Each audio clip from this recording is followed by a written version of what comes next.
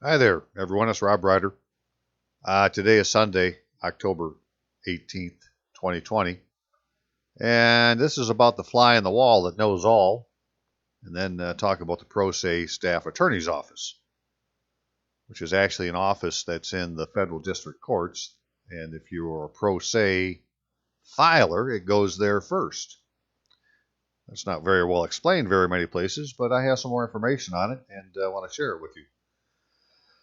Because it all has to do with hearings and proceedings and controversies, hearing and case proceedings and controversies, where the fly on the wall knows all. It hears both sides of the story. If the fly could be the judge, we'd probably get a better verdict. But we don't speak fly. He doesn't speak English or any other language, so it doesn't mean he doesn't know what's going on. And my email address, Rob Ryder's email address, is courtofrecord@aol.com.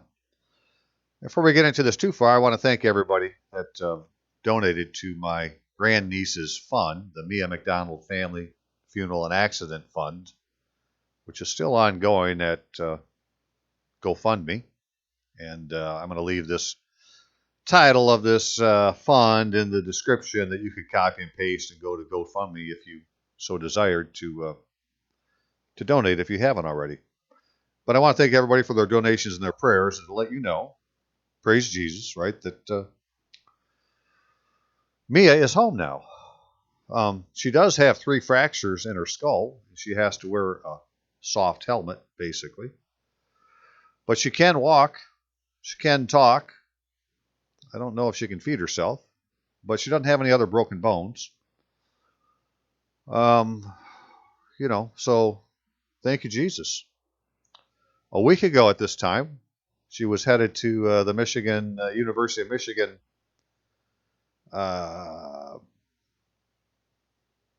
trauma center. But, that's where, if things had gotten worse, she was going to go.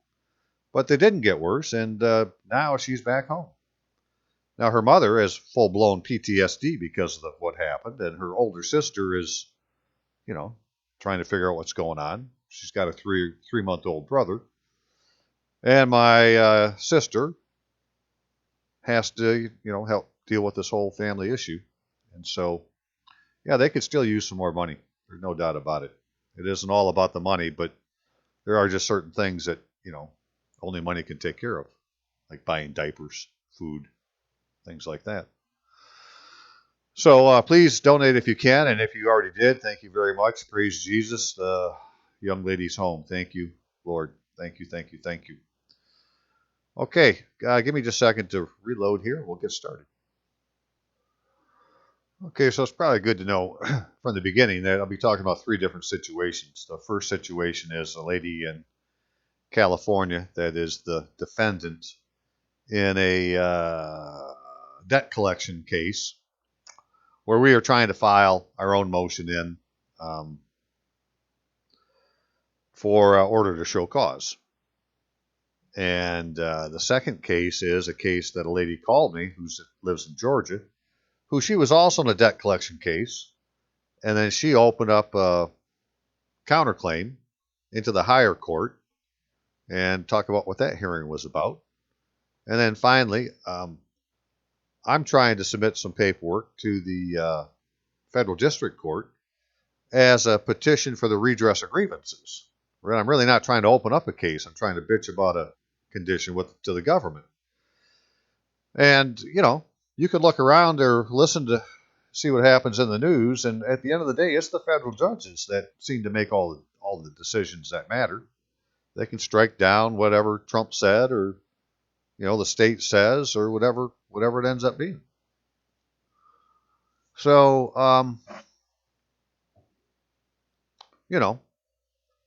while to me they're not, the people running these things are not officers of the United States because they do not have a proper oath of office, it doesn't mean they still can't make these other people or entities or whatever that's in their jurisdiction, do what they tell them to do, because they all volunteered to be in that jurisdiction. I'm not volunteering to be in that jurisdiction. I'm saying if you don't have the oath that's in 1 Stat 23 or 4 USC, United States Code 101, same oath. Just I've explained this numerous times in many videos, right? That, specifically for state issues, though, if you were to look at 4 USC 101, you would see there's an oath in there. Or it's like I, Robert Allen Bretluski, do solemnly swear to support the Constitution of the United States. Period. And it says everybody that wants to have hold an office in the state has to take that oath. So it doesn't matter if they need to take the oath that's in your Constitution. They still need to take this oath, and they're not taking it. So they don't have any authority in the United States, right? And so I'm saying you don't have any authority over me because I am in the United States. I am a citizen of the United States. I'm not a U.S. citizen, right? Don't confuse the two. Get your wording straight. Citizen of the United States, the thing talked about in the Constitution. You want to be protected by the Constitution, you need to be a citizen of the United States. That's who it's over. Or that's who it protects. Right? But if you're a U.S. citizen, well, you're not a citizen of the United States. You're not protected. Imagine can you imagine that people actually scheme like that to take advantage of you? Well, they will. They do, and that's why we have the situation we have today. So let's start with this case that was in California, or is ongoing in California. What was going on? And so it's in Superior Court of California, County of San Diego. This is the Register of Actions. Anybody can look this up. It's, find the Register of Actions for County of San Diego, and you can put in this case number, 37-2019-000-43732. That would probably be enough to, end up here. And so at the end of the day, it's a debt collection case between an entity that's, not a California corporation, but a Delaware limited liability company. And Christina Francis, with her name bastardized, turned around backwards and put a comma in it, right? Your name doesn't have any commas. So they can't tell you that that's just how they do your name. That isn't how they did the name of this business here. They didn't put its name backwards. So how come her name is backwards? Well, this is how they differentiate between you in personam, the living person, and your legal person that they've given the same name. And they make a differentiation between the two by showing, people say one's all caps and one is proper case. I say, well, that may be, but one is also, when they put it backwards with a comma, that's your business instead of, first name, last name, which is your person. And your person owns your business. So this is actually a case between two businesses. And so we had a hearing, right, ex parte application, to have a hearing for an order to show cause why the plaintiff's attorney shouldn't be found in contempt of court for the devious things he had did. And I'll actually read the thing that I wrote. It's not that long. But, that was what the hearing was for, and it was on the 14th. So when they have this hearing, which, because of the situation now, this is all done online through Zoom or something like that. The judge said to Christina that, he said, "You didn't write this, did you?" And, unfortunately, Christina said, "Yeah, I did." Right? She could have said no. It wouldn't have made a difference. But who was expecting to hear that from a judge, right? First things out of his mouth. So he knows, right? The judge knows she didn't write this, and whatever this is, we'll look at it in a second. And, because of that, does she really understand what it says? But what he ended up saying to her says, well, you needed to notice the other party.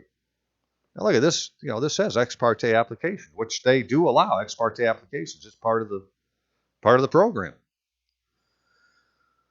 Right? And he said, that you needed to contact the other party. Didn't talk about what was in the paperwork, just that she needed to contact the other party.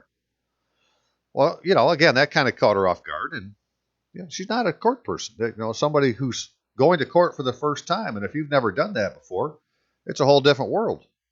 Especially when you're going into court, because, the courthouses are full of demons. No doubt about it. It's Satan's house.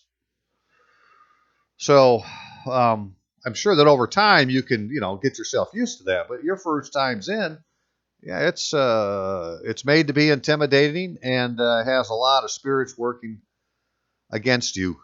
And so if you're not prepared, you'll get your ass handed to you. So anyway, so what they ended up doing is saying, well, she needed to notice the other party and resubmit her petition or her motion for an ex parte application. Now they put in here that ex parte continued pursuant to party's motion to some other date. All right? Pursuant to the party's motion. Well, she didn't really want it to happen. The judge said that's what had to happen. But look at how they're writing it. So, they're always working against you. There's nothing in these courts that's being done in your favor at all. Right? But the problem really is that we're not in a court of equity. We're not in a court of courts of equity are in personam jurisdiction. Courts of law are all by legal fiction. And courts of justice are Talmudic law courts. Right? So I say that she's in a Talmudic law court. She's in a court of justice. It's not a court of law. It's not a court of, and it's not a court of equity for sure. But we're trying to get equitable relief, which the court is supposed to have the jurisdiction for. You just need to get them to put that hat on. Well, they really don't want to put it on. Doesn't, must not fit. Well, this is what we had filed, right? So it isn't very long. An affidavit in support of order to show cause. Now, the thing about an affidavit, I didn't know at this time, and I do now, much more confident of this, is that when you do an affidavit, it's really your sworn statement put on paper. And when you go to the notary, you may have them give you an oath. That would be fine, right? In fact, maybe that's what you should do. But they also need to have an acknowledgement certificate that they're acknowledging that it's you that signed the paper. It's all about your signature. And this goes back to when Rosita had a court case. It was a traffic case, and she went to traffic court. And she wasn't first, and she wasn't even really trying stuff at this time, so they had no reason to make her last. She's just sitting there. But every person they would call up, the first thing that the judge would do is point to some document like the ticket or whatever and say, "Is this your signature?" And people would say yes. Well, she just now she's performing a notary function, saying you just acknowledge that's your signature. Well, when Rosita got up there, she said, well, I don't know that that's my signature. I'm not a handwriting expert. Well, then her case got bumped over to, some other proceeding or process or whatever than everybody else's because she didn't fall for the, for the notary act of, is this your signature or not? Because that's all that the judge is doing then is witnessing that you agree that that's your signature. It's like an acknowledgement certificate. Well, now that's, that would make it an affidavit. Now it's your sworn statement. You put your name on it. Well, that's what we're trying to do here. So you have to ask for an acknowledgement certificate. For sure. And, you may even tell them, say, look, can you just put me under oath? I want to swear to this statement and then have you do an acknowledgement certificate that shows that I did. And you just do whatever you need to do that, notary. So... But anyways, I, Christina Francis, owner of the defendant, right? Francis, Christina, which is her business. That's not her person. It may be her artificial person, but it's not just her person. And the word person itself is a body and a soul, according to Webster's Dictionary, 1828. Is that what it is? 1828? Webster's? Right. There's nothing wrong with a person, but an artificial person or natural person, well, that's not the same as a person, right? They have a modifier in front of them, and they've stole the power of the root word person. So this is, I don't like to have to argue with people about the definition of person. They want to go on and say it means a thing or a monster. No, it doesn't. That's not what it means. When you make it an artificial person, it could be that, but not just the word person. Person is a body and a soul, a living being. I, Christina Francis, right? That's a person. Owner of the defendant, Francis Christina, apply for an order to show cause why attorneys for the plaintiff should not be held in contempt of court for malicious prosecution case dismissed and ordered to pay sanctions and damages for the same. In support of this application, I, the undersigned, declare I am a citizen of the United States, not a U.S. citizen, citizen of the United States. Please look at the phrase citizen of the United States. That's what's in the Constitution. Residing in the United States and entitled to equal protection under the laws and Constitution of the United States. And I am the sole owner of the defendant. Right? She's a sole proprietor. Now, myself, I've actually gone to the IRS and gotten an EIN number for my name, Robert Allen Ritlewski, as a business, with me, Robert Allen Ritlewski, its owner, as a sole proprietor. And they gave me an EIN number for it. Right? So, yeah, I own Robert Allen Ritlewski. And now Robert Allen Ritlewski, the business, has got a bank account, is registered with Dunn's, is registered with the post office, and I have general liability insurance for it. We'll be talking more about general liability insurance in just a second.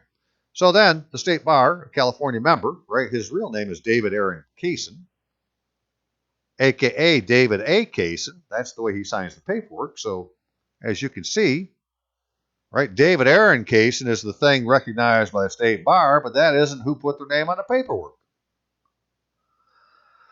Simulated a legal process when he filed into the Superior Court of California, County of San Diego, a summons for the San Diego Superior Court. Please notice the difference in the names of the court.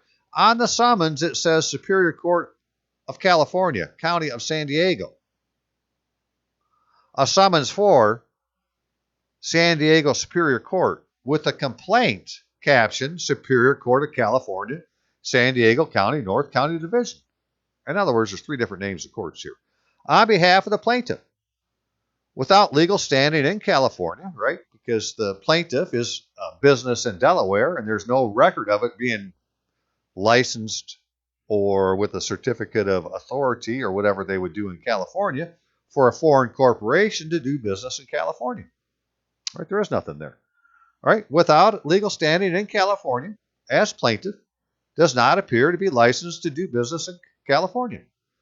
The combination of these errors and omissions results in the deprivation of my rights under color of state law. Well, of course it does. Attorney of the plaintiff, should be for the plaintiff, has intentionally clouded jurisdictions using three different court names and filing in one court a summons to a different court for an action happening in yet a third court, and in effect legally summoning no one to answer for anything before any court with the authority to deprive my person of life, liberty, or property. Well, that would be because the judge hasn't taken the oath that's in 4 U.S.C. 101, so he has no authority in the United States. That's the oath that satisfies the 6th article of the Constitution. Okay, so the judicial officials of the Superior Court of California, County of San Diego, have no constitutional authority to adjudicate any matter that would deprive my person of life, liberty, or property, unless they have complied with the federal law and executed the oath of office required by the United States Code 4 U.S.C. 101. I just said that a minute ago. Oath by members of legislature, Exhibit A. I have not found any proof of compliance with this federal law. So instead of, talking to the judge about, well, judge, did you take the oath that's in 4 U.S.C. 101? Which was the intention, right?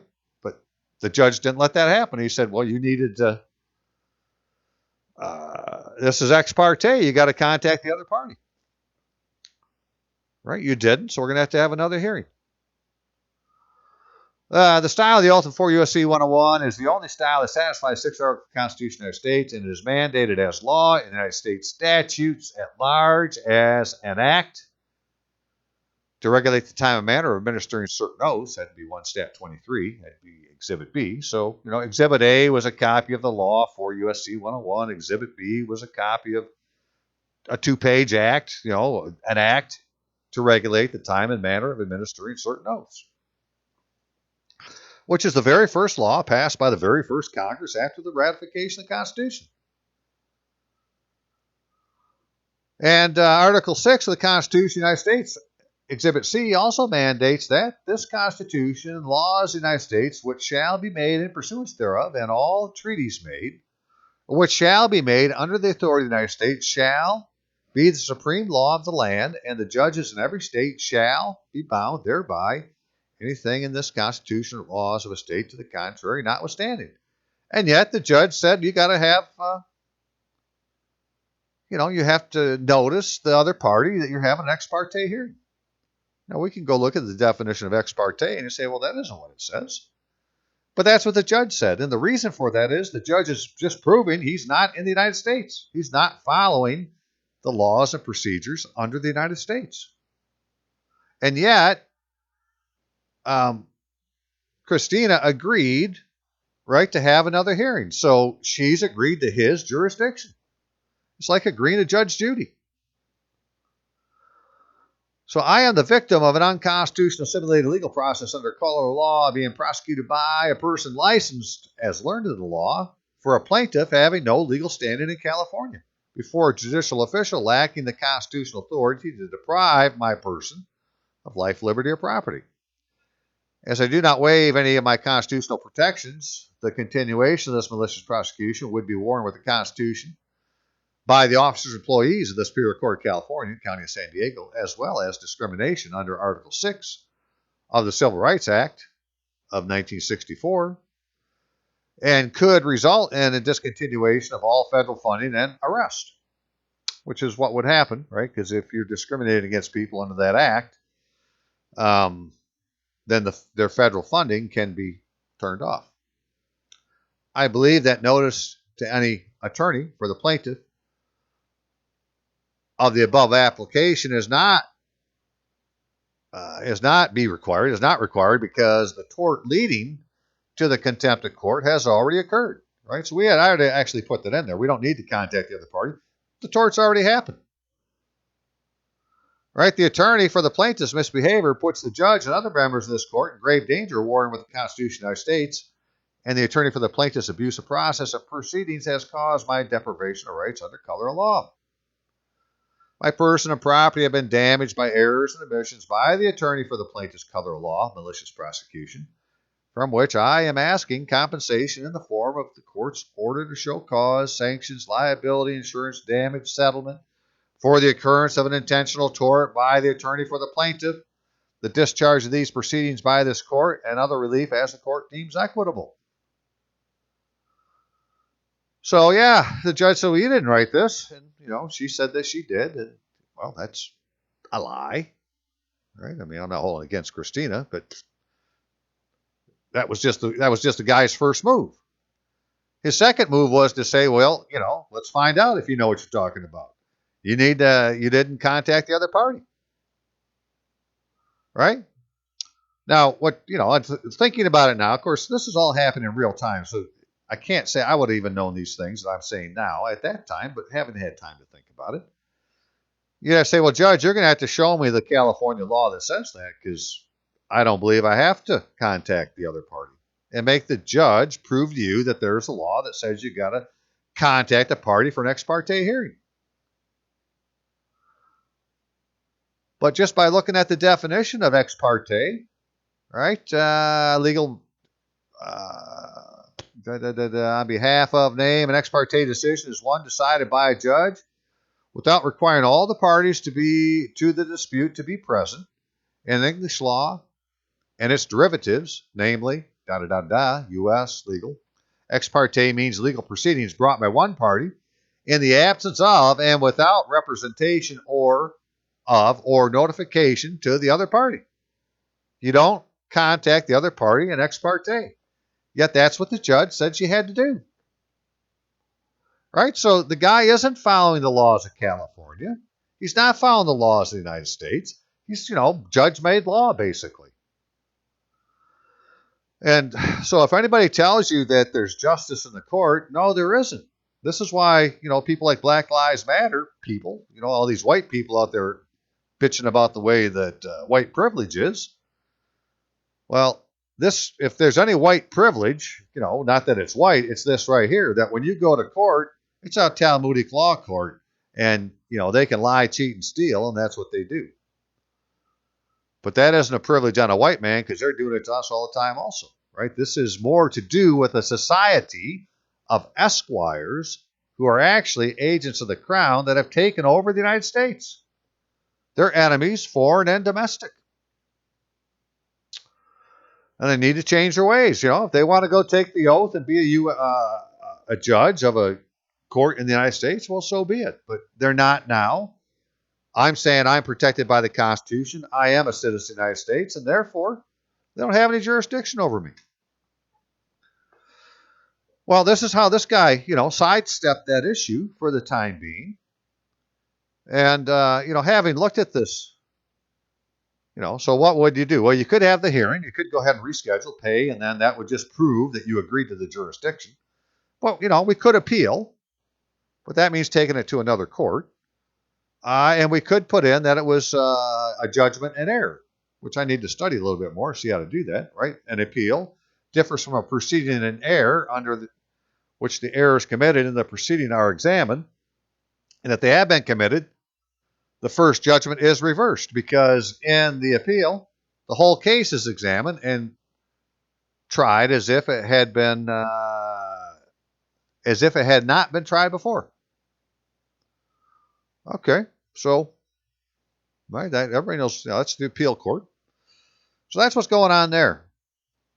And I got to talk to Christina exactly to see what we're going to do. But I think I'll write a little something up to say we're proceeding in error to see what that is, and see if we can just go back and say, you're wrong, Judge. This is what it says about ex parte. You said I had to contact the other party. This doesn't. I want to go back to my original, my original hearing. So that was that case, right? That's what's going on there. Now, here, just a couple days ago, I got a phone call from a lady in Georgia, that I had never talked to before, but she's following what's going on online. And she had a debt collection case also.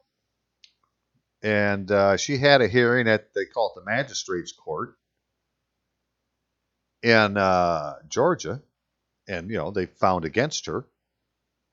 So she went and counterclaimed into the superior court, the higher level court. And she had a hearing on that the other day, and, some days ago now, that, while at the end of the day, it didn't go her way, there was lots of things that happened during that hearing because the judge gave her a 2.5-hour hearing. And at the end of it, he said, lady, you wore me out. Right? And all sorts of comments during the thing that I'm not going to try to remember the whole thing, or, in a 2.5-hour hearing for somebody to tell you what happened, it'd take them 10 hours, right? Because they have to go back and tell all the stories that go with it. I just don't have that much time, right? All I know is that certain things were said that the judge was paying attention to. And so apparently an order had been written by the judge, or that was the story. This, let's call it circuit court judge, because I don't know what they call them in Georgia, but it's, the general, they call it general civil court, not the municipal court, but the higher one. And, so he was saying, well, I've written an order, and then they said, Judge, there's no order written, and she had it right there in her hand.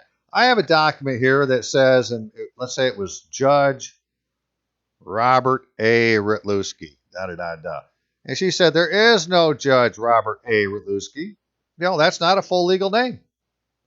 Said everybody's hiding their names. This isn't legal. The judges or the plaintiff's attorney isn't using his name. You're not using your name. The municipal judge wasn't using his name. And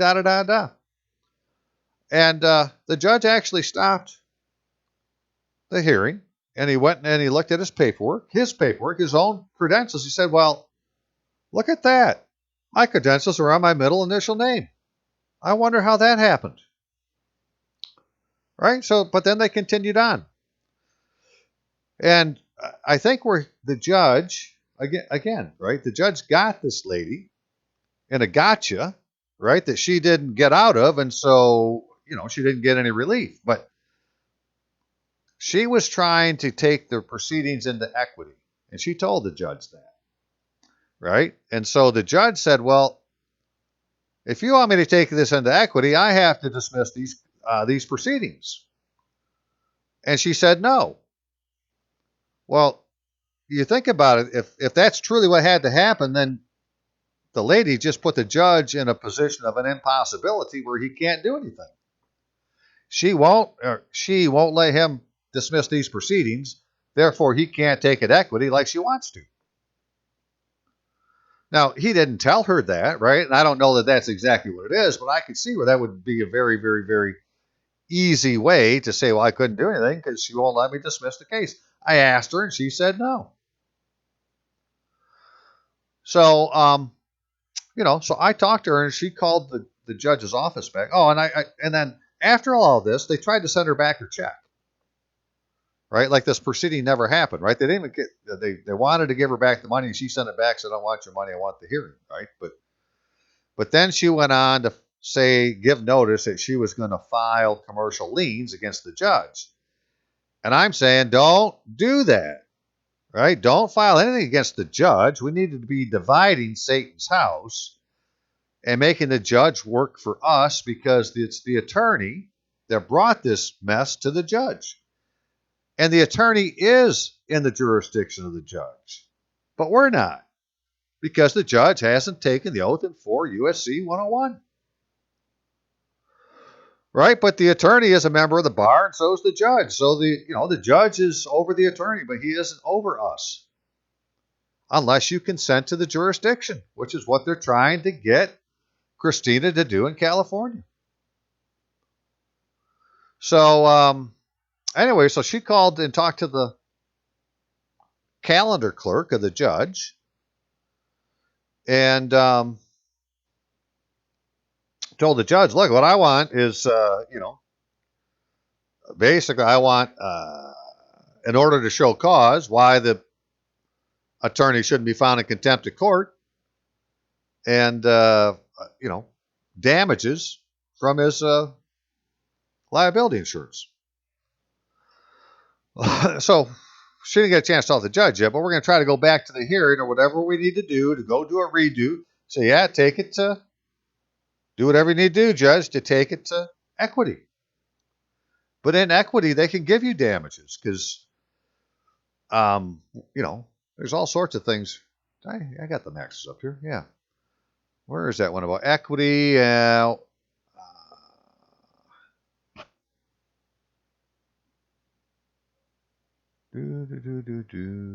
See, equity abhors a forfeiture. If there's any kind of forfeiture going on in your case, you're not in a court of equity.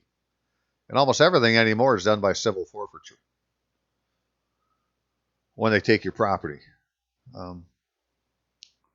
There's a thing in here about not by halves. So I have a hard time reading and being under the pressure of being on the internet here like this. So hang on a second. Okay, so just really, really important things to know, right? Equity is in personam jurisdiction. Robert Allen Retluski. For me, for the judge, for the attorney, for the court, everything in its proper name. And equity delights to do justice and not by halves. So, if you've truly been damaged in equity, then the judge can,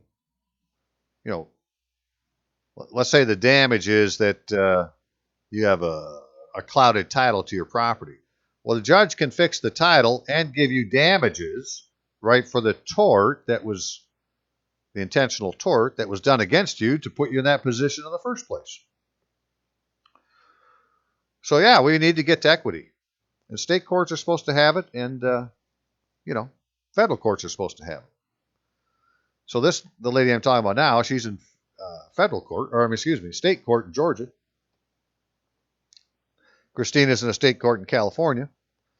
And they're both defendants in cases, and they're trying to get them, moved to equity or get to get equitable relief.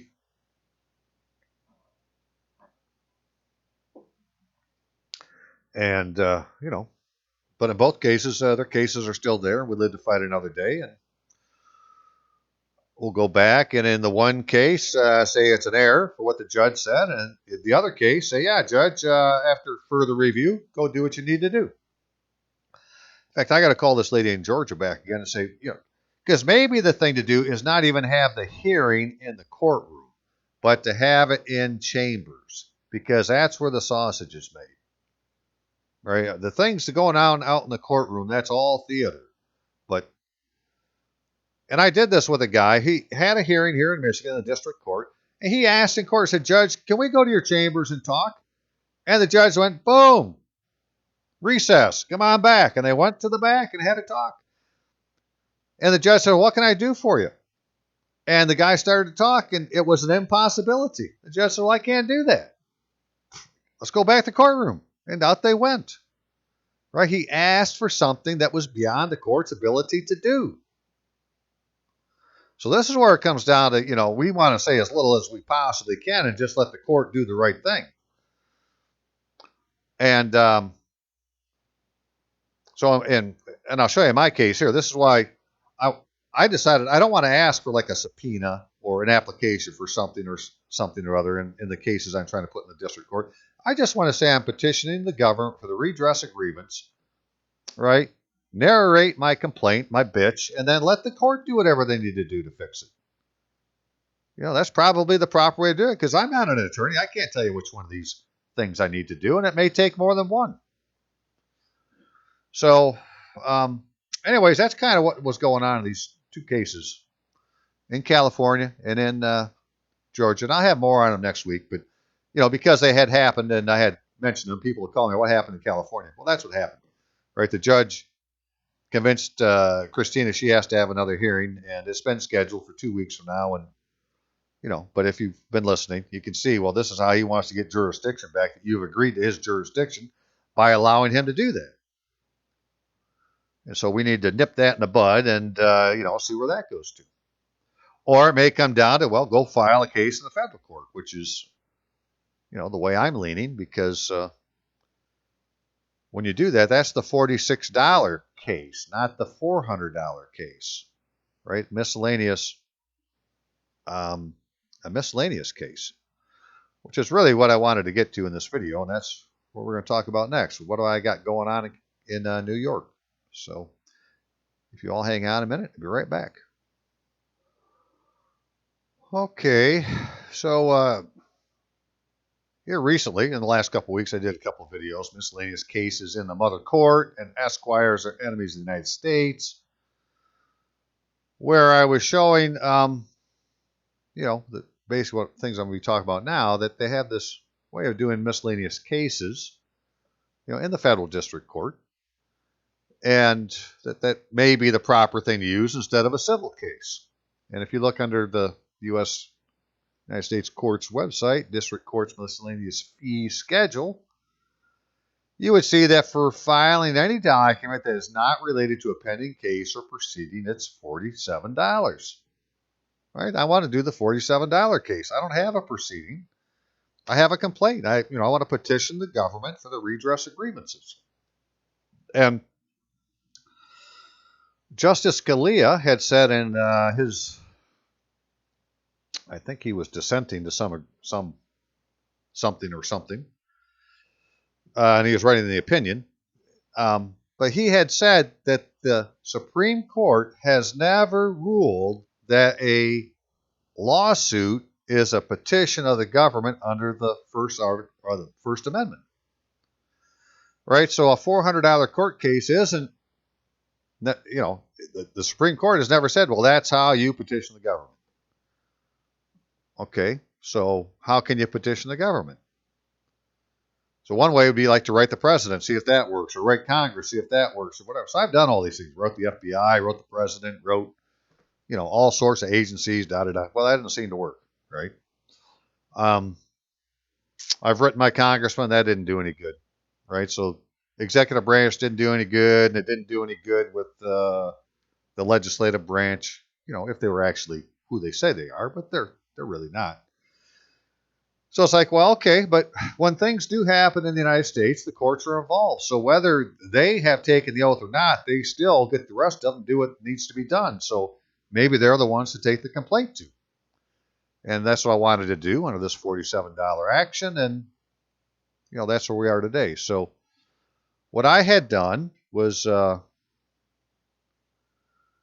had filed my original complaint, my first complaint, like October 6th, was pointed out to the district court that none of these people had oaths of office, right? That from the state officers or the federal officers or the president or, da da da da. And that the result of that is that the states are denied a Republican form of government that the states are guaranteed under the Constitution.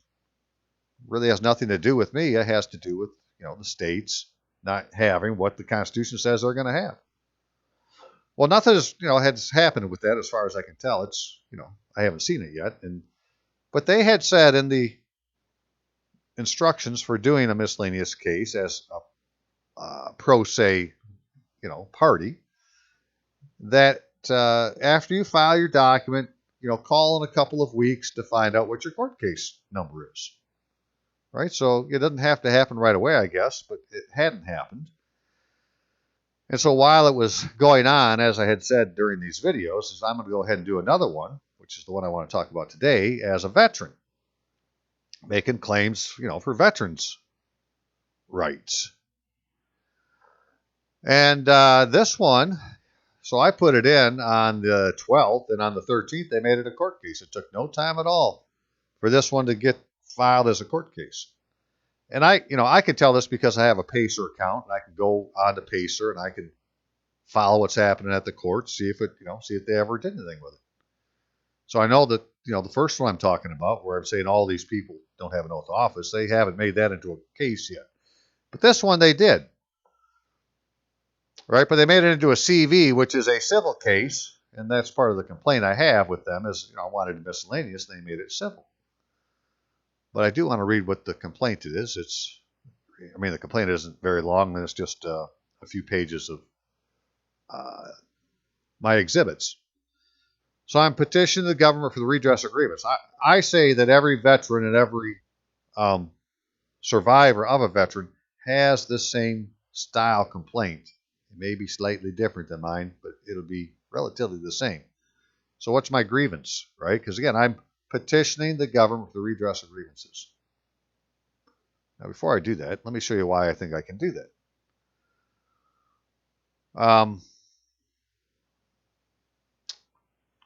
Here it is. Okay.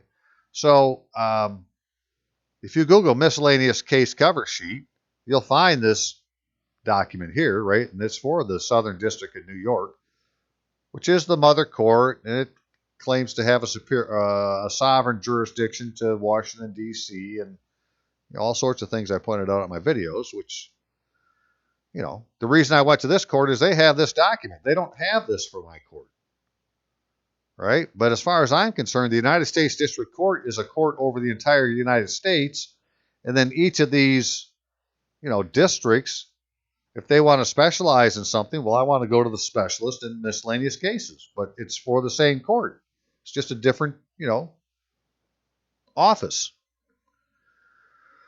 So I wanted to go to the court in New York because, well, they're the ones doing this. And if you look at this document, it gives you all these choices to make, like motions, surety company proceedings, subpoenas, administrative subpoenas, registrations. All of these things here are things that would come from equity. They don't come from the law because the law can only give you damages, which is money, right? And we're trying to do other things with these than necessarily ask for money. But they would come out of the Court of Chancery, not the Court of Law, but the Court of Chancery, which has equity jurisdiction. So I had all these choices to do. And, like application for leave to file a complaint. I almost thought about doing that one, but I said, well, no, I'm going to check other. And I'll just write in here that this is a petition government for redress of grievances. And so I did both of them that way. And like I said, the one nothing's happened with, but this one they made a court case into. And my complaint is this: there are various administrative errors and omissions in official records of the government of the United States that are adversely affecting my affiliation and eligibility for benefits pertaining to my honorable and faithful service in the United States Army. Administrative errors in my Defense Enrollment Eligibility Reporting System, that would be the DEERS system, that record, are keeping me from obtaining the identification card mandated by the Geneva Convention that I be in possession of. Pay other entitlements and privileges owed me under the enlistment contract between the government of the United States and myself. According to the Department of Defense Manual, that would be your number 1000.13, Volume 1 from January 23, 2014, Enclosure 2, ID card, life cycle procedures, identity and eligibility verification. All that, that's what they call it. That's the DOD for you. They like long names. Well, in there it says DEERS verification. The VO, which is the verification officer or official, shall utilize DEERS to verify affiliation and eligibility for benefits as described in Volume 2 of this manual.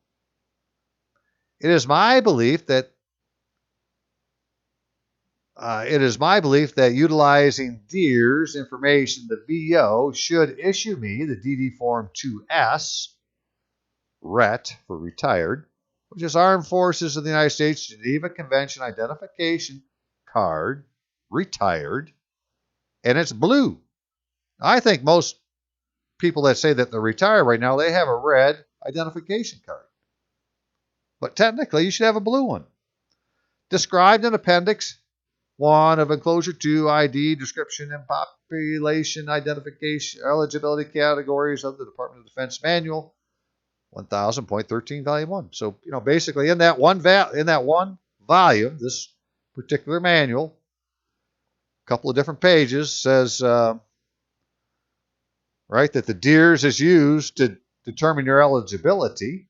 And so based on what it says in there, I say I should be given the ID card that is described as a DD Form 2S retired. According to the Mill Connect website, which is a website for military veterans, well, I think it's actually veterans and active duty, veterans must be in DEERS so they can register for DS Logon and utilize the eBenefits website. Okay, so I am registered for a DS Logon, but my profile on the VA website has my name as Robert Allen Retlowski. It sure does, and an incorrect date of birth of 9/1/1958. It should be 9/5/1958. And service dates that are not the same as those on my certificate of release and discharge from active duty, my DD-214. All right, so there you go. Exhibit 1 is a copy of my profile page on the VA website evidencing the errors. I believe these attributes in error are incorporated into my DEERS record and contribute to the disenfranchisement of my entitlements. Take notice, my given name is Robert Allen. I do not have a middle name. So when I first did this, on the VA website, I had Robert A. Retlowski, and I started complaining about that, saying, I don't have a middle name. My given name's Robert Allen. You need to change this. It took me a year to get it changed, and this is how they changed it, to Robert Allen Retlowski. There you go. Apparently, there's a schemer involved. The certificate of release or discharge from active duty, that'd be your DD-214, I was provided by the United States Army, was not executed in accordance with the Army regulation, and it contains administrative errors and omissions that contribute to a mistake in my current status with the government of the United States that adversely affects pay, entitlements, privileges owed me for my honorable and faithful service. That'd be on your Exhibit 2. The Separation Authority, Army Regulation, AR 635200, listed in Block 25 of the DD-214, mandates the process that must be executed if I was released from the custody and control of the United States Army. The government of the United States has not provided proof this process was completed. I never received an administrative separation order required under Article or AR 635200, nor the separation pay authorized by Separation Code JBK, which is in my Block 26, I am entitled to if I had in actual fact been released from the custody and control of the Army. I did not sign my DD 214, indicating I was in absentia, but this error was never corrected by a subsequent document, which is supposed to be, according to AR 635-200. And as I did not receive a dental exam, I could not have been discharged. I'll show you all these things on a DD 214. It's just full of errors. I mean, it may say what it says at the top as a title, but in substance, it isn't any of those things because it's just full of frickin' errors. It is my belief I was never discharged and that the government of the United States exercised its contractual option to retain me past my end of enlistment date, and that I am, in actual fact, am still a member of the United States Army, even if that would mean that I am considered missing status. The enlistment re-enlistment document, Armed Forces of the United States, maybe your DD Form 414243, also known as the enlistment contract, states in its section 9.5, entitled to receive pay and allowances and other benefits as provided by law and regulation while enlisted. And in section 10, it clearly stated that my enlistment can be extended without my consent. I believe the policies and procedures of the Department of Defense, Department of the Army, and Veterans Affairs are not being followed by the book, and I am unjustly denied pay, entitlements, and privileges owed me by my enlistment contract with the United States, with the government of the United States. I believe all veterans and survivors have a similar defects in their DEERS and DD 214 records, causing them the same style of deprivation of rights. So in 50 USC, right, 50 United States Code, Chapter 50, so 50 USC, Chapter 50, Service Members Civil Relief, Section 4012, Certificates of Service, persons reported missing, makes provisions for the Secretary of the Army, or whatever secretary you have, to provide certificate by application that would certify my current status. I asked the court, apply for this certificate on my behalf, and based on the certificate's details, the court order my equitable relief in accordance with the details on the certificate of service. That'd be the simple answer, right? I'm asking the court, you apply for this, see what it says, and then, based on it, figure out what my relief is. I'm not trying to tell them what it is. I'm just trying to tell them how to find out what it is. All right, then I had my exhibits. So let's look at this real quick.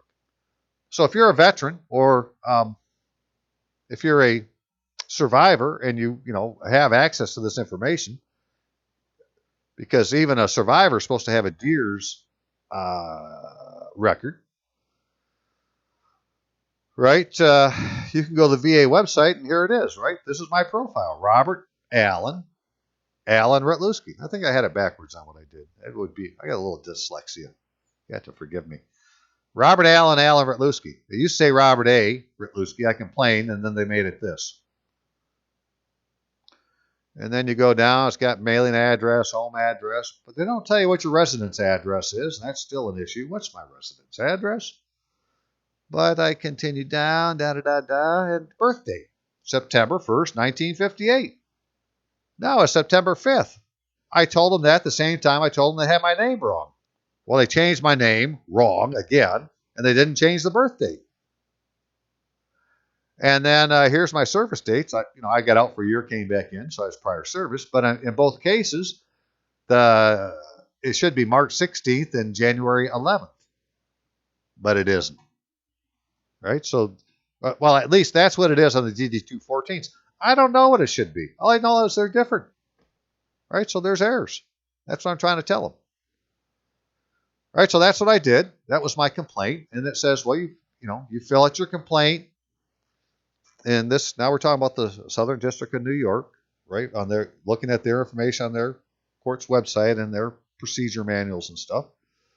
That because of COVID, that pro se litigants, they've given an email address to that you can send your information to have it filed.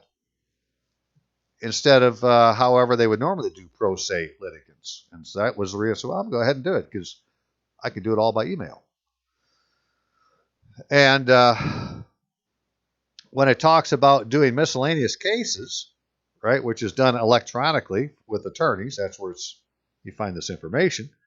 It says, after you have your document, your reason for wanting miscellaneous, you're supposed to immediately follow with this miscellaneous case cover sheet, right? And so I sent them both, and now they're both been incorporated into the court case. And but notice, right, this has defendants, and this has plaintiffs and defendants. Well, what I have found out, and I'm going to show you here in a little bit, is that from the beginning of this country, way back in 1789, I believe it was, when they first were giving, they wrote the Judiciary Act of 1789, and they gave what they called the Circuit Court of the United States jurisdiction and equity, right? They wrote another 2-page act immediately after that said equity jurisdictions would be by the civil law, not by the common law. And common law is all adversarial. It has defendants. But civil law isn't adversarial. It has respondents. And in common law, right, both parties argue their side to a judge sitting there as a neutral. But in civil law, the judge acts like an inquisitor, trying to get to the root of the cause. Instead of you and your adversary arguing, the judge will ask the questions to get the answers he needs to make his decision. So it's a big deal that it goes into, if equity is done by civil law, that there is no defendant. And at the time, I didn't really pay attention to this. It said defendants. And so I put in the defendant would be the government of the United States. But, I could just easily cross it out and say, no, it's not a defendant. It's a respondent. Description of the case: petition government for the redress of grievances for the disenfranchisement of petitioner of his identification card, pay, entitlements, and privileges owed petitioner by the government of the United States for his honorable and faithful service. No, there's no other one involved. Check the box. Petition government for the redress of grievances. NA, got to sign the bottom. No, I can't. Right here, at least one party is pro se, yes or no. So keep that in mind, right? This is a miscellaneous case cover sheet that is making an allowance for a pro se party. Okay, so hang on a second here again. Okay, so I had filed those 2 documents, like on the 12th. In fact, I think that's the date on these, is the 12th. Did I date them? I don't remember if I even dated them.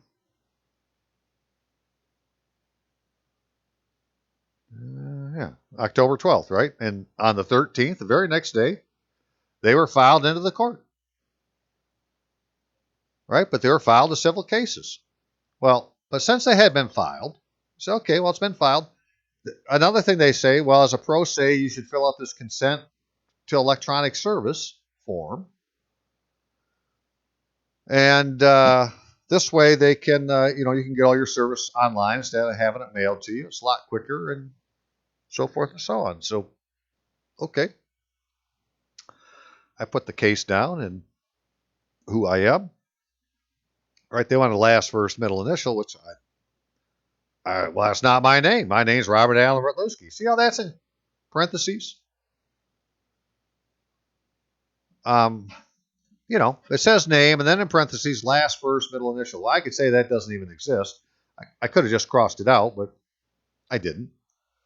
But my name is Robert Allen Rutluski, so we can argue about that later, right? Put my address with 10955 14 Mile Road Northeast, Rockford, Michigan, 493418664. And I use that style address because the postmaster has said, well, that's your official address.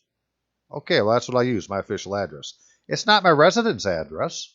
It's not my property address. It's not my situs address. It's not even my mailing address. It's according to her, my official address. And then she said it was my home address. but she hasn't said it's my delivery address or it's my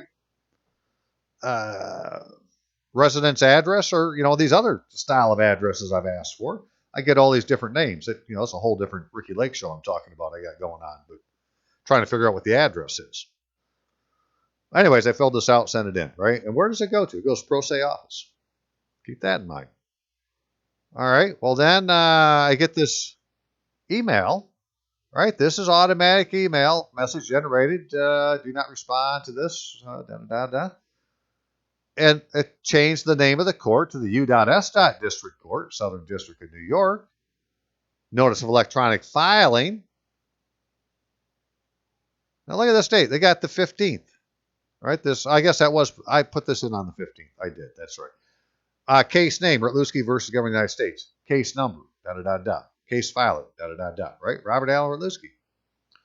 But in the docket, it says pro se consent to receive electronic service. The following party, Robert A. Rutluski, consents to receive electronic service.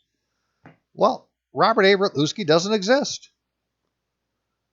Right? So, I could tell already that things were going in the wrong direction because, it's not miscellaneous. It's civil. And by God, here's the proof. They just made it a dude with a middle initial, right? I'm not going into the equity jurisdiction of the court. And that got me to do some more studying, and, that's kind of where we're at now. But, so here's some other information that they put on there, right? They said that the cause is a 28-1331 federal question, and that the nature of the suit is a civil rights, and that the jurisdiction is U.S. government defendant. Well, I disagree with those things, right? Got the plaintiff. They got my name. They got me in my proper name, which is good. They got the defendant of this government of the United States. And so, again, all of this went to the pro se office. That's what pro se do. They tell you if you're pro se, you send your information to this office first. They decide if it's okay, and then they go ahead and file it. Well, come to find out, all of these district courts have a pro se office, or that's how it appears. And so even though they're not telling you that, if you file pro se, apparently that's where it's going to. So what I did is I ended up calling the pro se office. And, the guy I'm talking to on the phone, of course, he's not an attorney. He's just the phone answerer. And I'm telling him what I had done. And, that I'm complaining that they had, on this electronic filing thing, they had changed my name to a middle initial. And he started, said, okay, well, hang on a minute. And then he went away. And he came back and said, well, okay, they fixed that. And they have. Right now it shows this. All right, I said, well, that's fine, but it's still a civil case. And what he said is, well, that's all the pro se office can do is civil cases. And I said, well, that isn't true. I said, it doesn't say that on the cover sheet. It's got a thing on there for miscellaneous actions cover sheet. He says, well, if you have a complaint, you need to write the court. And I say, what do you mean I got to write the court? Okay. I said, yeah, I need to write the court. Who do I write? Right? Do I write the clerk's office? Do I write the chief judge? Who am I supposed to write about my complaint? Well, that's when he got off the phone for a bit. And, I was a bit agitated at the time, so I'm rambling on, and all of a sudden the phone goes dead, and I thought he hung up on me. But I'm telling him all these things. Well, who am I supposed to contact? Because there's no, you say contact the court. Who do I contact at the court? Da-da-da-da. And anyways, the phone, it didn't go to dial tone, but it went dead. So that's the same sound it went before when he went on hold. So apparently he's put me on hold. And wait. So maybe I actually hung up on me. God, I don't know. Maybe I got to call him back. And I'm thinking about these things, and all of a sudden he comes back. And he says, well, can you call back in about a half an hour so you can talk to my supervisor, which is what I was trying to do. So I need to talk to your supervisor. And sure enough, I called her back. And, she told me a bit about the same thing, but she said, if you don't agree with what if you believe there's something wrong, you need to contact the chief judge, right? And she said, so you need to send it. You need to write a letter to the chief judge, but send it care of the pro se intake office. I believe that's the proper name. We'll look at it here in just a second. So, right, you get it? There's going to be a letter inside that's written to the judge, but the letter itself, the envelope, is going to be addressed to the pro se intake office. And she says, when it gets to our office, we'll docket it and give it to the judge. Now, they're talking about the chief judge because that's who the pro se office works for. They work directly for the chief judge. They have nothing to do with the clerk's office. And I said, well, does that mean it will show up in my court case? And she said, yes. I said, okay, well, fine. That's what I'll do. So really, that's where I am right now. I'm going to write to the judge and say that they made my case a civil case, and I want it to be a miscellaneous case. Right? But it shows case designated, right, by somebody RDZ. This is the guy that did it. Now these are all entered on the 14th. The dates don't match up. The court case itself is on the 13th. That's when it was put in. And it's showing all these things were done on the 14th. So anyways, it could very well be, and this is what it was, they were making it sound like to me, well, it wasn't done by the pro se office. Right? So somebody changed what the pro se office had said to do. But if you don't complain about it, well, then there's no way for them to fix it because, there's nobody complaining about what happened.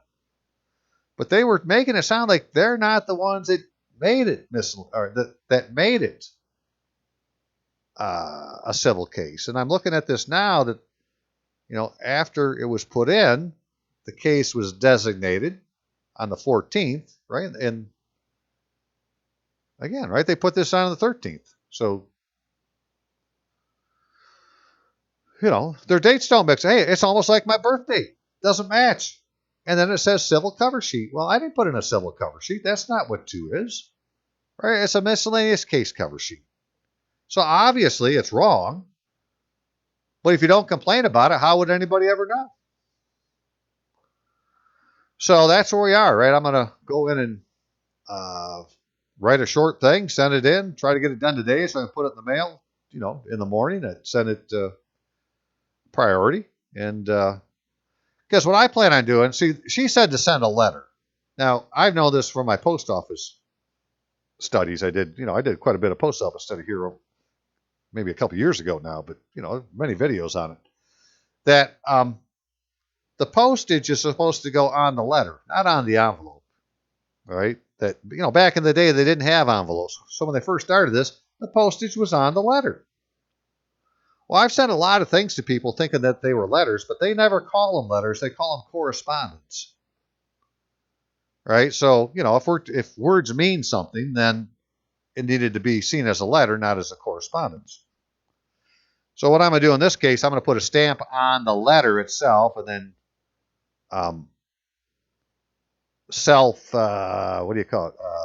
cancel the stamp using black ink and put on their prepaid first-class mail. Right? And just put it on the letter. Then I put it into the envelope. And the envelope can say what it wants, but when they pull the letter out, there'll be a cancel stamp on the letter. Addressed from me to the judge as a letter with my blah, blah, blah. So let's see, something different to try. I don't know if any of that even makes a difference in what I'm going to bring to their attention, but what I'll bring to their attention is just simply, hey, I submitted asking for a petition for redress of grievances. I don't want to have a lawsuit against the United States. The United States isn't the defendant. I just have a grievance.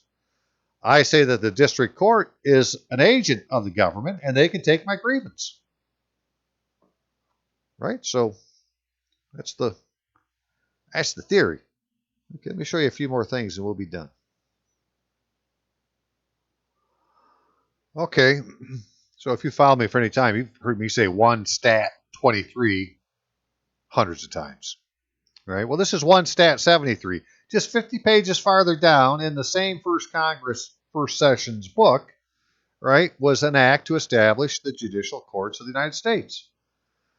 And what I want to show on this, more than anything else, is just that that the circuit court shall have original cognizance concurrent with the courts of the several states of all suits of civil nature in common law or in equity. So this court, called the Circuit Court of the United States, was given jurisdiction and equity. Well, we don't have any circuit courts in the United States anymore. The ones we have are now appeals courts, but they're not the same court that they're talking about here. And another thing about these courts is that, again, this is all that, in that same time.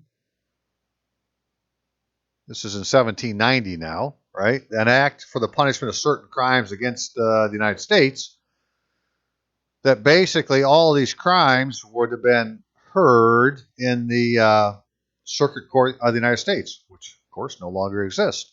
And that the district court only had jurisdiction in things like fines less than $100, imprisonment less than 6 months, and 30 lashes or less for maritime admiralty jurisdiction. Right? Anything else had to go to the circuit court. And so there's certain crimes that are in there, and they're, again, an act for the punishment of certain crimes against the United States. So they consider murder to be a crime against the United States. And, right, so all these things are being hid from us. Now,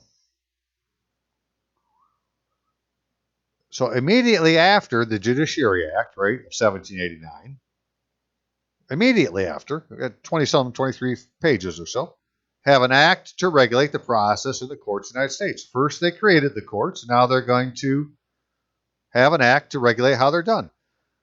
That all writs and processes issuing for the Supreme or the Circuit Court shall bear tests of the Chief Justice of the Supreme Court. The seals of the Supreme Court and Circuit Courts to be provided by the Supreme Court.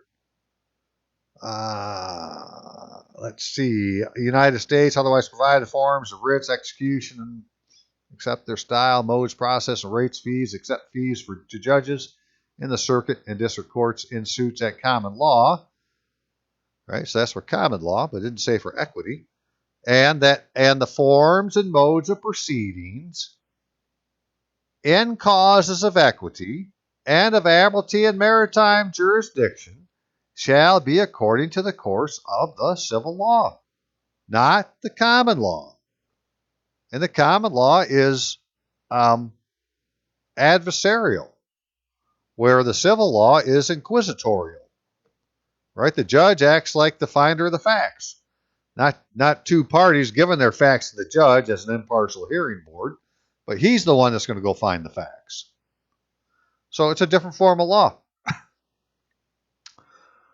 And that's what, that's where we need to be, is if you want to get equity in the federal court, you got to find the thing that's, took over for the circuit court and make sure that it's being done in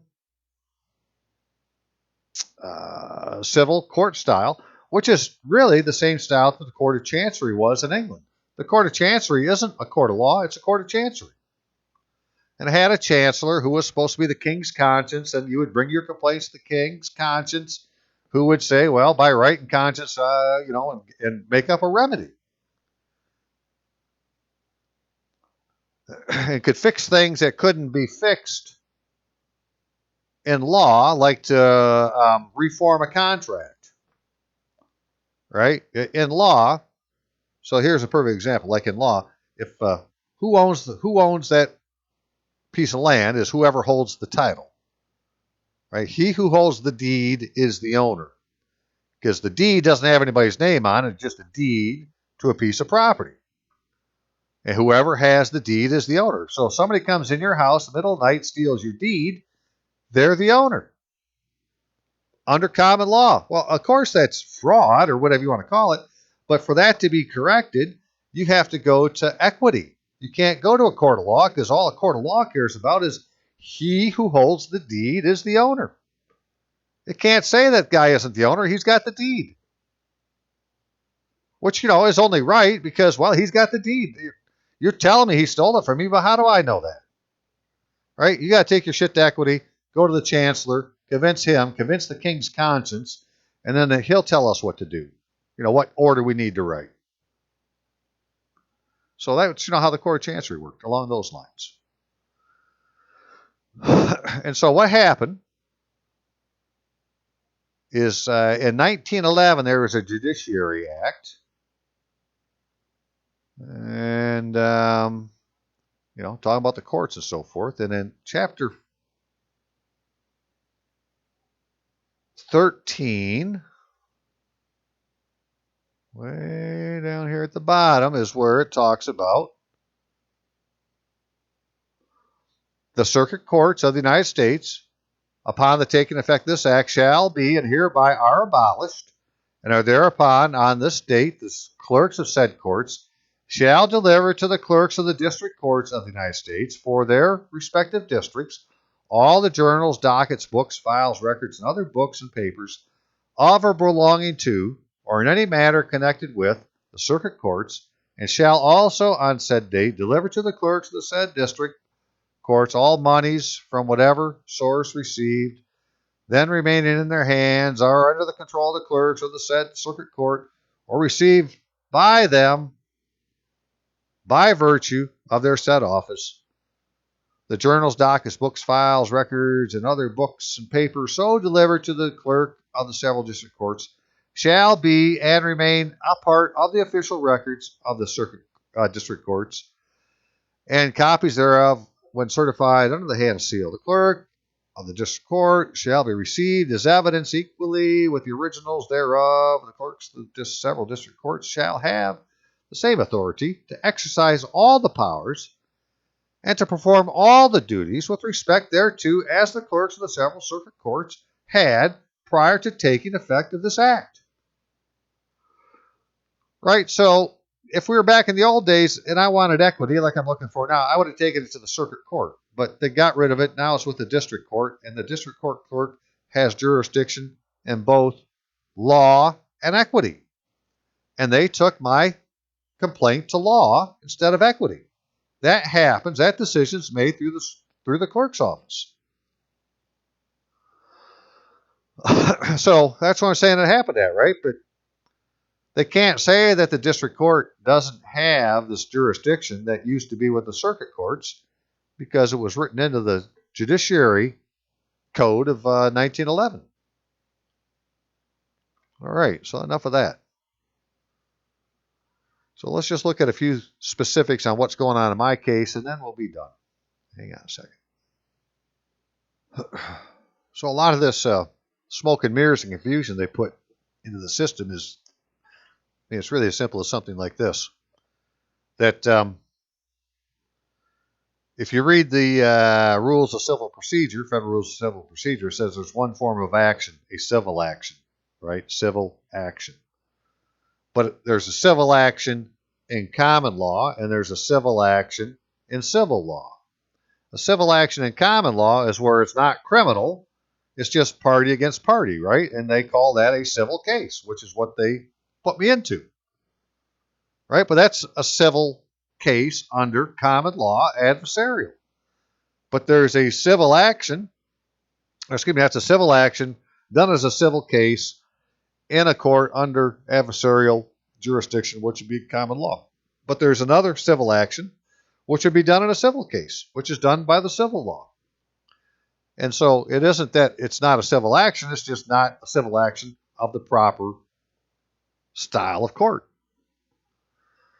And to show you that there are miscellaneous cases, and this is really why I went to the Southern District of New York. This actually says Southern and Eastern District, right? So apparently you can do it in both. Is like in the Western District of Michigan, they don't hardly talk about miscellaneous anything. It's hard to find anything at all to do with miscellaneous, right? So, but here in New York, they're a little bit, they actually have a judge they call the miscellaneous judge. And where was that at? That's the Eastern District. That's interesting. So the Eastern District has a miscellaneous judge. I'm going to have to go look at the Eastern District closer. Here's the Southern District. All All right, docket miscellaneous fees, miscellaneous matters, miscellaneous civil matters. The judge presiding in Part 1 shall hear and determine those miscellaneous proceedings in civil matters not assigned to a judge. So it'd be, a case where there's no case already. It'd be a miscellaneous civil matter. What was this? Right? There's categories of cases, right? You got civil, criminal, and miscellaneous. So they can't tell you there's not a miscellaneous style. There it is, but they put mine in civil. So, anyways, right, miscellaneous cases. All matters that do not receive a civil or criminal docket number shall be given a miscellaneous docket number and assigned as provided under 50.5 of these rules. So that's what should have happened with mine. I should have had a civil case number put on it. And in fact, I want to show you something real quick. If we just go here to Pacer. I say really quick, but depends how fast the computer's working.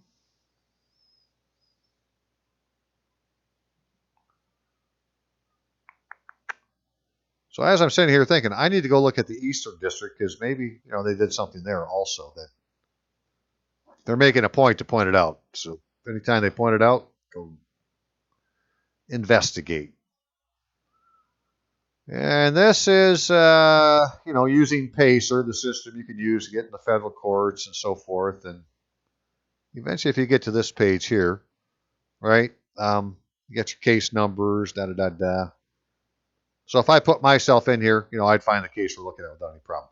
I want to show this cause of action, right? In these causes of action, where it says 38 point something or other, like this, right? These are based on the different United States codes. These are sections of code. Title 41, Title 42, so forth and so on, right? So that would be a civil case. But you get down here far enough, and it might be easier to start from the bottom. Right, they go to these M's, right? M94, right? So my cause of action should have been an M94, but as I showed in my court case, it's not an M94. Where was it? It was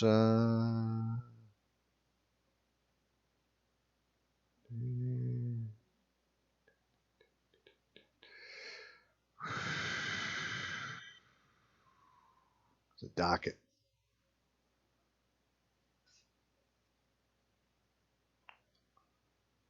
Right, where's the cause of action? It was a 28, right? Title 28, federal question. Right, Title 28 is the judiciary code and something or other. Right, well, that isn't what I had it as. I had it as an M94. That's what it should be showing up as. So it's just more obvious that this isn't, they didn't put it in the proper bin. Okay, and that's all based on these local rules to show, well, it does exist, so they can't tell me it didn't. And I'm using all this as my, my basis for my letter to the judge. Duties and functions of a miscellaneous judge. A miscellaneous judge shall hear and determine matters requiring immediate action in causes already assigned to any judge. If that judge is unavailable or otherwise unable to hear, matter will remain da-da-da-da. And all matters, including those requiring immediate action or brought as a special proceeding. Well, that's what I'm saying I'm doing. I'm coming as a special proceeding. And so it's not already been assigned, and that's why, they talk about filing it as a miscellaneous action or a miscellaneous filing fee of $47 because it's not assigned to a court case. It's supposed to go to this judge who's, he's the one who's supposed to get it because it's not been assigned to a court case. But instead, they gave it a civil action number, and now it's going to go to a magistrate judge. Well, apparently, if you don't complain about that, to the pro se intake office, then you're going to be stuck with whatever it is they're doing. And I filed paperwork into the district court before and had this exact same thing happen, right? But I didn't know there was this pro se staff. So, okay. And so anyways, this is, if you go to the Western District or the Southern District of New York, it talks about what they did because of COVID. Right? Filings by pro se litigants submitted by email must be sent to this particular address and done in accordance with procedures found in something or other. Strongly encourage consent receiving electronic service. That's what I did. So all this is on their website. I don't want to get this video done. But what I did want to show is that the staff attorney adjudication of prisoner claims, where it talks about the creation and expansion of the pro se staff, right? This was something that was created. And what it means to us. Local rules, general orders, and even district court job postings suggest that when a plaintiff is a pro se prisoner, the plaintiff is denied an Article 3 judge. Judicial tasks that must be performed in prisoners' cases from administration to adjudication are delegated to non-judicial staff. As a result, in the very same federal courthouse, prisoners' cases are decided by a court employee who works as a part of the court's pro se staff, while all other plaintiffs' causes are decided by an Article 3 judge. Right? So when an attorney puts his paperwork in, it goes to the judge. When we put our paperwork in and we say we're doing a pro se, it goes to the pro se staff, who's not, a judge. So you're not. Decisions are being made, judicial decisions are being made about the merits of your case by somebody who's not an Article 3 judge when it goes to this staff. They're making it sound like it has to do with prisoner litigation, but, all pro se go to the same place. Local procedures craft use of prisoner litigation that conflict with federal law, effectively denying access to Article 3 judge. It's the same for us, right? We might as well be the prisoners. If the case brought by a prisoner is automatically assigned to a staff attorney's office. The staff attorney's office administers all civil cases brought by prisoners. But it actually brings, there is no local rule that assigns a non-prisoner complaint alleging the same claim as a prisoner's complaint to a staff attorney's office. No, it's not a local rule. It's a federal rule. Right? All these pro se things are going into this entity that was created under the United States District Courts. It was like in 1975 or something like that. So anyways, they're just saying that if it goes to the pro se office, you're not, your business isn't being determined by an Article 3 judge. And so if that's the case and they make a mistake, well, then you need to go back to them and say it was a mistake. Now, I'm saying, well, the pro se office, they may not have made the mistake. It was actually the clerk's office after the pro se office looked at it. The pro se staff attorney provides legal advice and assistance to the court in connection with prisoners' petitions and complaints. The duties and responsibilities of pro se staff attorney include the following: perform substantive screening after filing of all prisoner and inmate petitions. That's interesting. Prisoner and inmate, like they're not the same thing, right? I think the reason that we lost our middle name, we're considered an enemy of the state, right? So we're fitting into this overall definition of what a prisoner or an inmate is. And that's why our stuff goes as a pro se, goes to the place it's going to. And, the answer to that is to go back and to the chancellor, who's the chief judge, basically, right, by writing them directly through the pro se office and telling them what happened. What was this? University of Pennsylvania, equity jurisdiction in the federal courts. The purpose to examine equity side of the same field to show that in the nation's court there is a chancery jurisdiction which stands quite free and of other judicial powers, and that it is accompanied by a body of uniform rules and remedies, not only separate and distinct from those of various states, but entirely independent of and uncontrolled by the equity systems they're prevailing. See, if you go to a common law style case in the federal court, they need to follow the state rules. What they're saying is, in a matter of equity, they don't need to follow how the state does it. They can follow how it was done in the Court of Chancery, because that's where that was formed out of, is out of the Court of Chancery. In a system which has separately law and equity, the doctors of equity represent the real law. There you are. You want to get to the real law, you need to get to equity. And if they've been separated, as they have in America, or in the United States, right, you need to go to the district court as a miscellaneous case. And if you don't know that it's going to go to this pro se office, and that's where you need to go back to write to the judge to say they did it wrong, or talk to the pro se office, or whatever that ends up being, right, then you're stuck with this case that you tried to file that somebody's made the decision other than a judge, other than the, this wasn't even done by the magistrate judge, right? It comes to them as a case. So they assume this has already been worked out, and we're not complaining and say, look, I put this in as a miscellaneous case. Why did they do this? But according to the supervisor of the pro se intake office, they said, I need to write to the chief judge, but send it to the court in the care of the pro se intake office. So that's what I'm going to do. I'll let you know how that goes. Okay, well, that was a long thing about a lot of different things. If you're still here, you can see that nothing is straightforward dealing with the courts. But that could change if we could get into the proper jurisdiction, because once you get to equity, well, now everything is done, in accordance with the conscience of the sovereign, right? Because the chancellor is the keeper of the king's conscience, or the sovereign's conscience. Well, that would mean that he's the keeper, in our case, of the Constitution.